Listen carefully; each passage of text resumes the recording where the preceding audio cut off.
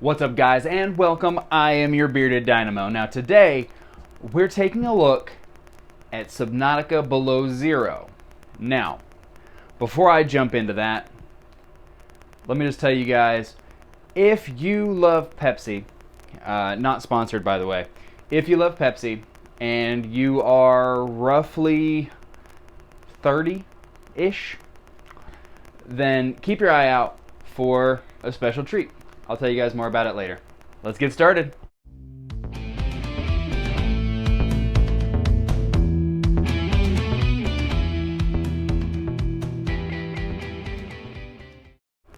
And welcome back. Again, I am your bearded dynamo, and today we're talking Subnautica Below Zero. But like I said, if you love Pepsi, there's a special treat, especially if you happen to be around 30. Now, if you're not around 30 but you still love Pepsi, here's something to think about. And again, not sponsored by Pepsi. Pepsi Blue. Clear cola, berry flavor. I remember this from when I was a kid. Here's a bit of bonding for you guys. I was probably 15 or 16, 17, right around that area when this came out the first time. And it was flippin' amazing.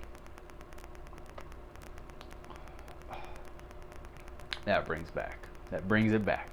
Anyway, without any wait, let me go ahead and show you my review, my information for Subnautica Below Zero.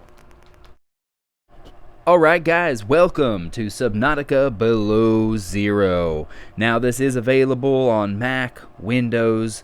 This is the version on the Nintendo Switch. It's also available on the PS4, PS5, Xbox One, and the Series X and Series S. Now, it did come out early access with Steam and Epic Games Store back in January of 2019, but we're getting to it on its console release, which was May 14th, 2021. So, what we've got is a survival game. Now, I've got this set to the mode without food and water, mainly because when I'm trying to review a game, I get too caught up in trying to eat and drink while also staying above water. And so, this is actually really, really cool. So you are on a planet called 4546b. Now, there was a research team, and it's gone. And you're trying to figure out what happened. Now, just like in the last game, your goal is to explore and survive in this alien environment.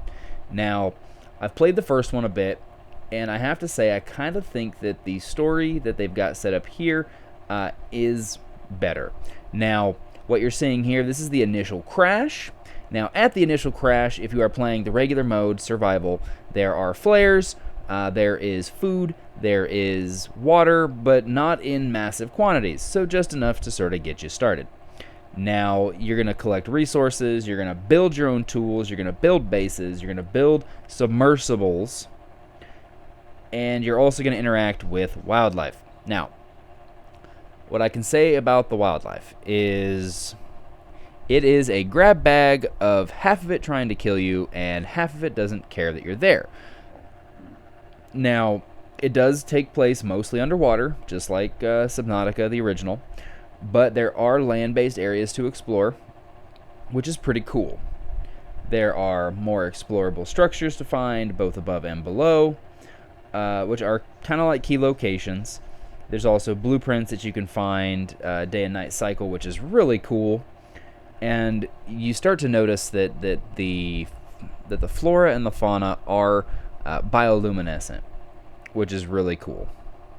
I'm just going through and just grabbing a couple things that I know from my main playthrough that I've been playing on, that there are things that I'm going to want to build, are things I'm going to want to make, and you really can't do it without certain things. Now, luckily, there is a whole setup where it pretty much tells you exactly what you need, and then you'll have to kind of, figure it out. Now, there are things that you can get that I don't have. Flashlight helmets, mineral detectors, booster tanks, stuff like that. Because obviously, if you're taking place underwater, your primary goal is to survive. Now, the game does have survival mode, which, like I said, you lose items, but you have to manage your health, your hunger, your thirst, your oxygen, and when you're above water, the temperature. I play in what's called Freedom, which is just like survival, but hunger and thirst are disabled. Hardcore mode is like survival, but if you die, you can't respawn, and your save file is deleted. And then, of course, like most fun games, there is a creative mode with no health, no hunger, no thirst, no oxygen, and no temperature warnings. All the blueprints are required, no resources are required to craft, and the submersibles, a sea glide, a mobile vehicle bay, a knife, a flashlight, a habitat builder, a scanner, and a propulsion cannon are provided. So they don't need energy, and they can't be damaged, unless you break them or damage them intentionally. So, basically, if you're just playing to play, just have fun, creative's the way to go. I'm playing Freedom, and the biggest drawback I noticed in the very, very beginning is the fact that your character runs on 45 seconds of oxygen, which normally wouldn't be a big deal. However, once you hit 100 meters, it jumps, and your consumption goes up, and then 200, and so on and so forth. Now, so a couple little things. So this takes place roughly 2 years after the events of the original game. The scientist Robin smuggles herself onto planet 4546b in order to investigate the circumstances of her sister's death. And I picked that up while I was playing. She's super, super worried about her sister. She's trying to figure out what happened. Now, the company, it's called Altera, they actually said that she died due to negligence. Now, of course, she's not thinking that's the case, and that's sort of where this begins. Now, luckily, the game does give you kind of a tutorial setup where it gives you some of the items that you need, and I've got some copper. The most commonly available item is titanium.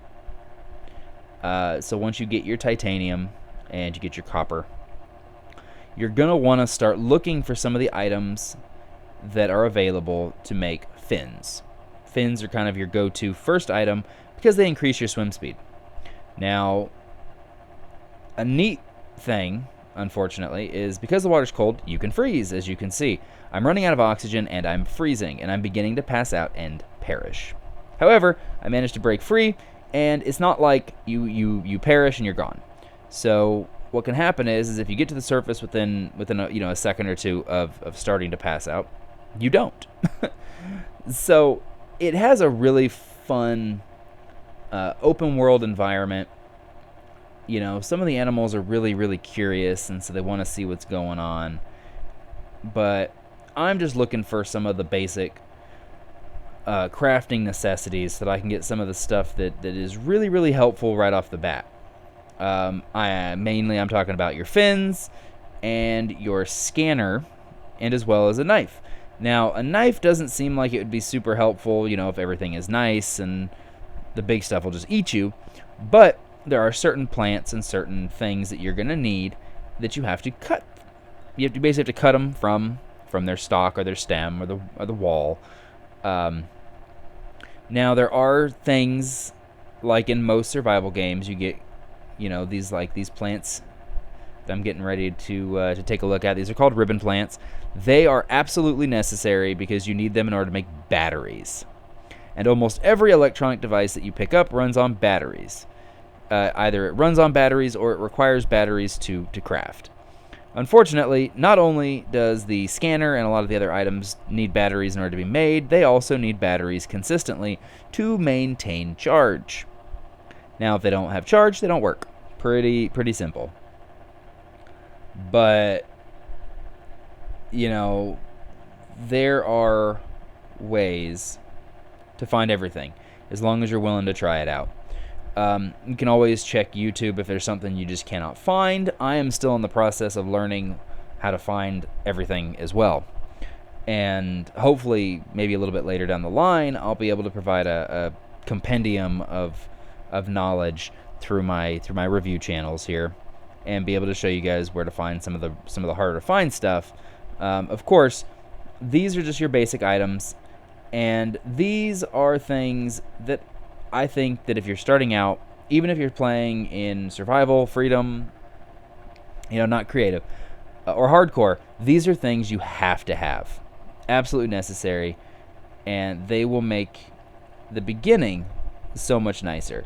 I made an air bladder. It provides 15 oxygen if you get low, or if you pull the trigger or activate it, it'll then shoot you straight up to the top. So let's go out and take a look and go have some fun. Flares underwater. Here it is. Check it out.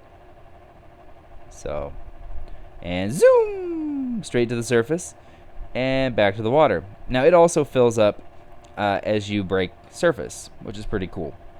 But 15 doesn't sound like a lot, but in the dire heat of the moment, 15 could keep you alive.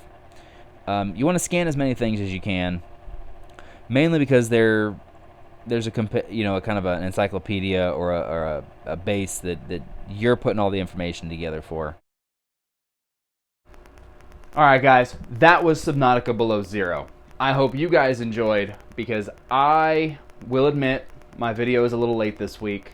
I do have another one coming in just a couple days, but this one I got so wrapped up in Subnautica that I forgot. Which we've all done that. We've all gotten so captivated that we just forget.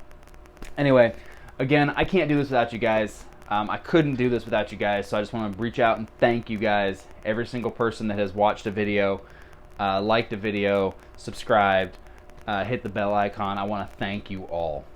If you're new and you want to stay wrapped up in it, part of our group, go ahead and hit the subscribe button. If you want to get a notification every time a new video posts, go ahead and hit the bell notification icon. Also, don't forget to check us out. TikTok at Bearded Dynamo, Instagram at Bearded Dynamo. We are working on a full multimedia spread for social media. Again, guys, I want to thank you guys for tuning in. Hope you guys enjoyed. And as always, your Bearded Dynamo, same beard time, same beard channel, with the content you crave.